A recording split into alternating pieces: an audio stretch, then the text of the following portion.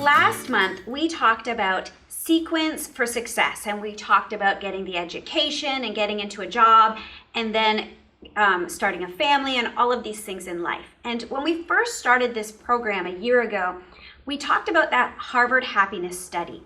And Harvard has done this study for over 70 years on these young men they started with, and then it grew to their families, and they've been carrying on this study to find out what actually makes people happy, what brings true happiness with life and therefore success. And what they have found is that it comes down to solid relationships. It comes down to knowing that you have some people that love you, that have your back, and that you in turn love them and have their back. And it doesn't have to be lots and lots of friends, right, but just a core group that you know you can depend on. Absolutely. And so part of this that helps us to be successful is to make sure we know about ourselves and to make sure we know about the people we're hanging out with. Like if I find out that Cyril is kind of sketch, I might start to distance myself from him. But really, he's a great guy that does great things for other people. He is a loyal friend. He's always trying to better himself. So I want to be around him because he's a good encouragement for me. So today, we are going to review a little bit about our personalities. Last September, so a year ago, we talked about these personalities. We did a little personality quiz. And so we want to review that because it's time to go back to school, and maybe put in the chat how many of you started school already, this last week or the week before. If you want to just put a little emoji smile or a little thumbs up if you started back at school. Because I know here around us, most of the kids went back to school, but some of the kids in North Carolina aren't going back until next week. So as we're going back to school, we need to think about our friendships. We're going to be making new friends, right, but we also have old friends. But then we kind of have to look at, people grow over summertime. right. Some grow better.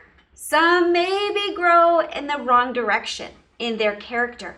And so it's a time to think about, do I want to keep this friendship, or should we just be acquaintances and have a little bit of distance because the direction they're going isn't a good direction for me. Right. So something to be thinking about, but I wanted to do a little review about our personalities. And so just a reminder, we're gonna move the camera over here. Da, da, da, da, da. Some of you who were with us last September, we talked about being a lion, being an otter, being a golden retriever, and being a beaver. If you remember from last year. Dr. Liz, one of the things that I want to say is like many of the kids are new. Okay. That has come in from, some of the new facilities that we have started to work with. And so they may not have been with us a year ago. So I'm going to go through it. Okay, yeah, I'm going to go through the characteristics. So if you know, put a little line in the chat if you remember what you were. If you were a lion, if you were an otter, a golden retriever, or a beaver. But if you weren't here with us in September, I'm going to quickly read some of these personality types, and you can be thinking, okay, that's me, I'm a lion, or that's me, I'm an otter. So this is for the lion, and so be listening, and maybe you thought last year that you were a lion, but we change in life. So sometimes our parts of our personality and our characteristics, they grow and they change. So a lion is a born leader. You can't help it. My son, Asher, he is 10 years old. It doesn't matter if he's with kids or with adults. He's a born leader. That's just who he is. So a lion is a born leader. They like to accomplish things with immediate results. They are doers. They are decisive, but may not consult others. They're not going to necessarily ask others for their opinion. They want the bottom line communication, short and sweet. Just give it to me quick. I'm on the move. Steve Jobs. That's right, Steve Jobs. Often feel threatened by questions. When they're leading and they don't want you to bombard them with questions, they just want to keep going. They are not afraid of pressure or confrontation. They are bosses, or at least think they are. They love to solve problems. They want directives followed without questioning. Just do it. I don't have time to explain it to you. Sometimes I can be like that. I'm just going to apologize in advance. They demand allegiance. People need to be loyal to them. And they love to change things up. A lion's motto in life is, let's do it now. Now, they might have some challenges. Once a lion roars, others can become afraid or intimidated in that relationship. People keep an emotional distance, emotional arm's length distance, because the lion can seem distant and angry or unapproachable. The challenge for lions is not compromise their hard-sided strength while adopting some soft-sided traits, being kind and patient with others. Some of us lions have to practice being a little more tactful in how we deliver our orders. So if you think, yep, that's me, I'm a lion, I can't help it, then maybe just kind of tuck that away. Yes, sir. So, Dr. Les, can we ask, given that they have heard you talk about like what the characteristics of lion, if there is any lion in the room, right? Okay. So, if you are a lion, it could be a mentor, it could be a kid, it could be a mom. If you think what Dr. Les said makes sense about your characteristic, can you type in "I'm a lion" on the chat? Let's see. Wow, Priscilla Holmes.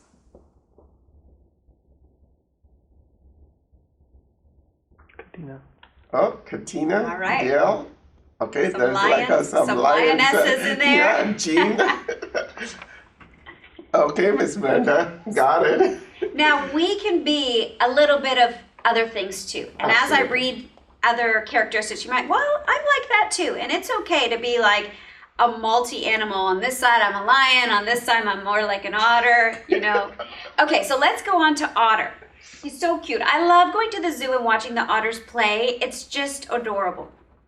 So an otters are great at motivating others to action. They tend to avoid confrontation at all costs.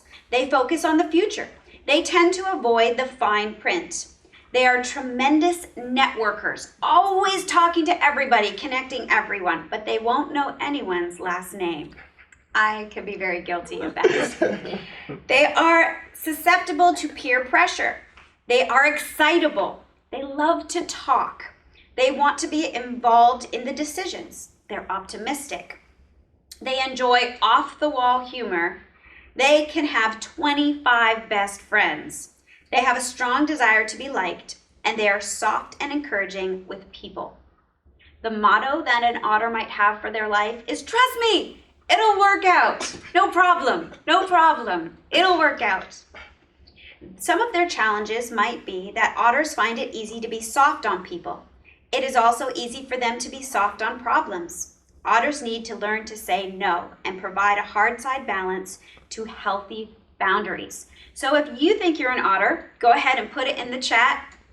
That's me, I'm an otter. One thing that I was amazed at, like what you said, Dr. Les, is like, they don't read the fine prints. That's Warner's perspective, right? That's right. Okay, I get it. I saw the pictures. I know how to put it together. And then you have all these extra screws everywhere and... Oh, we have a bunch of otters out there. Great. Nevaya, Takori, Anaya. Oh, someone is both the otter and a lion. Miss Sarah Jackson, Katina. You have some of those characteristics. Awesome. Yeah, I find I have a lot of both of those characteristics. All right, number 3 is our golden retriever. This is a great person to have around. They are fiercely loyal. We all need golden retrievers in our life. They are fiercely loyal. They have a deep need to please others. They have hearts full of compassion. They often react strongly to sudden changes. They don't like change right away. They need some warm-up time. They define the word adaptable. They hold stubbornly to what they feel is right. They will have only a few close friends, but will have deep friendships. They can absorb incredible emotional pain and remain committed. They can be indecisive. They are great listeners and encouragers. They are great procrastinators. They are emphasizers and need to be prepared for change. Their life's motto is, let's keep things the way they are. You know, if it's not broke, we don't need to fix it. Golden Retrievers, now so here might be a challenge. Golden Retrievers' strong tendency toward the soft side of love can lead to issues of codependence and enabling. Golden Retrievers need to learn to balance their natural soft side with some hard qualities, like putting up boundaries. And if someone is taking too much from the friendship, they need to have some boundaries in place. So who in our group would like to say that, yep, that's me, I'm a Golden Retriever, fiercely loyal? The one that came immediately was Navia. Oh, see, I want Navia in my friend circle. And I have like a Takori. She says, I have a lot of Golden Retriever qualities. John says, that's me. Maddie says, a Golden Retriever, Miss Sarah. Laurie Miller. Nancy is a Retriever and an Otter. And Nevea now, so I am more of a Golden Retriever. She just changed hers from being an Otter to a Golden Retriever. But that's good.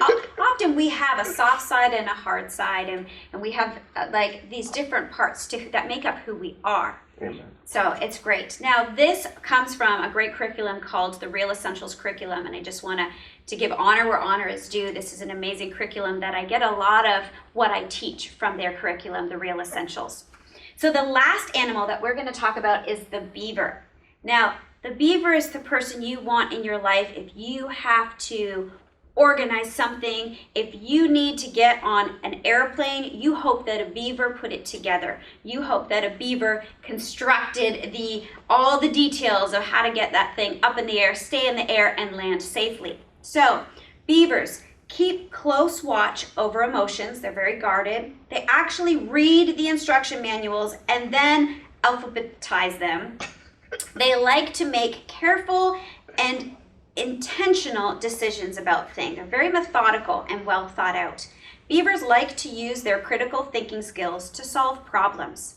They often turn anger inward. They tend to focus on the past.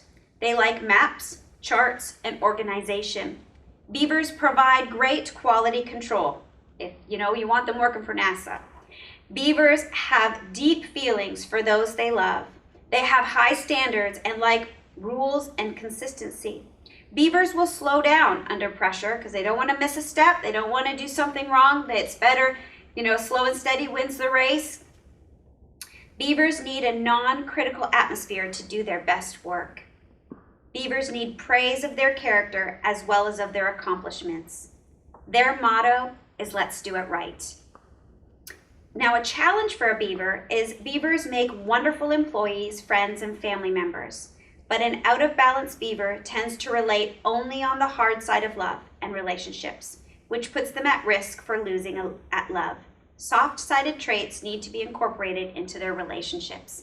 So when you like everything organized, therefore, it can kind of tend to be a little controlling. When it comes to your friendships and your love, you need to be flexible and let people be and let people blossom where they're at. So, in our chat, if you think, yeah, I've got a lot of those beaver traits, we want to hear from you. The thing is, I still have Golden Retrievers coming in. Oh, that's good. That's good. So I have, Rhonda. I have also, Miss Sarah Jackson that says she's a Golden Retriever also. And Barbara Jenkins has some of the qualities of the Golden Retriever. Anyone that is an Otter, nobody is saying they're Otter. Miss Priscilla says that she is a lion and a beaver. Mm-hmm. Navia says she has a lot of beaver qualities as well. That's amazing. That's why she's so great behind the scenes. Navia's making sure she's got everything taken care of for us. Right, and Melissa Major says that she is a retriever and a beaver, and I'm going to butcher this name a little bit. That starts with the J. Juwanana. She says that she's a Golden Retriever and a beaver. Takori says she's an Otter and a Golden Retriever. Wonderful. All right, so we have these friends here. I brought a little basket, like Little Red Riding Hood carries a basket of goodies. And I have a lion. We'll walk over here. I have a lion.